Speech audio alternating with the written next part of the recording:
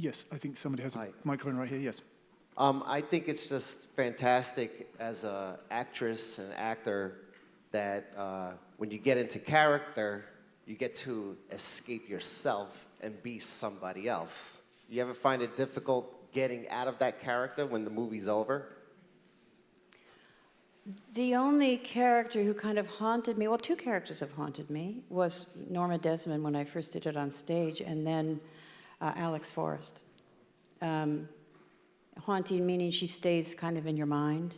It's just you have to kind of go through a mourning period if you've deeply examined a character and grown a love for her, and then all of a sudden she's not there anymore. I do think that you kind of go through a period of mourning, and you've got to slowly let it go. But it hasn't been with every character, no. And I've always found it easier to work than to figure out life.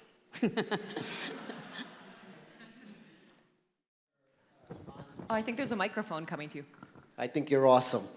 I love your honest answers, and I'm a composer, so I'll be honest, I've never seen any of your films, but That's usually the case. But I'm actually now very interested in seeing them.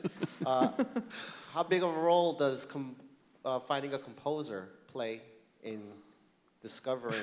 You've never seen my films. There's no music. That's why I said that.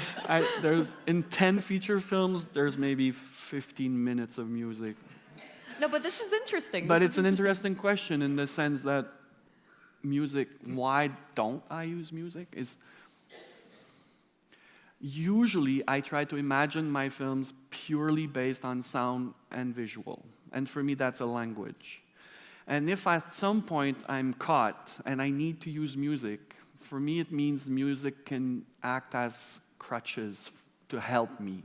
I know music can have another role in a film, but that's how I see it. So I never imagine a film hearing music. Never, never, never.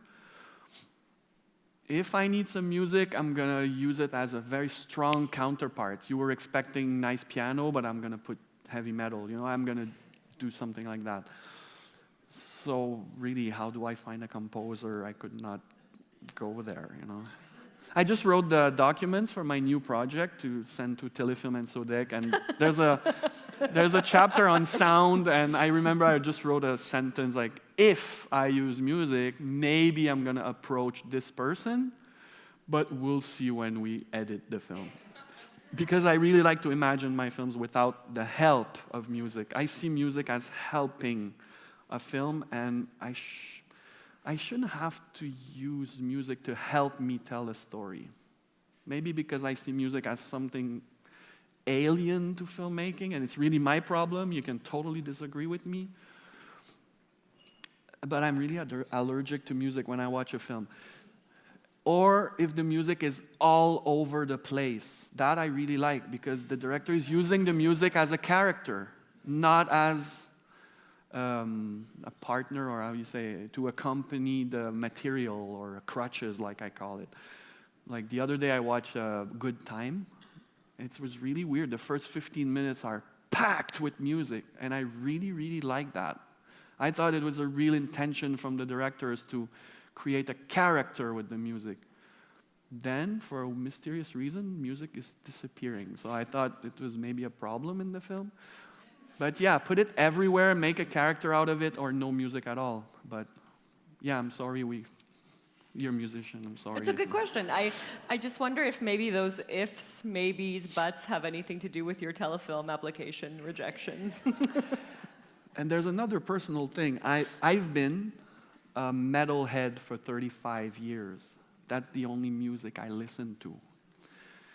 And since that music is usually not in cinema in general, I'm so into that music that for me that's another world, and cinema is completely another world. And it's very hard to put metal in cinema. So for me, those are two completely alien worlds. So maybe that's why.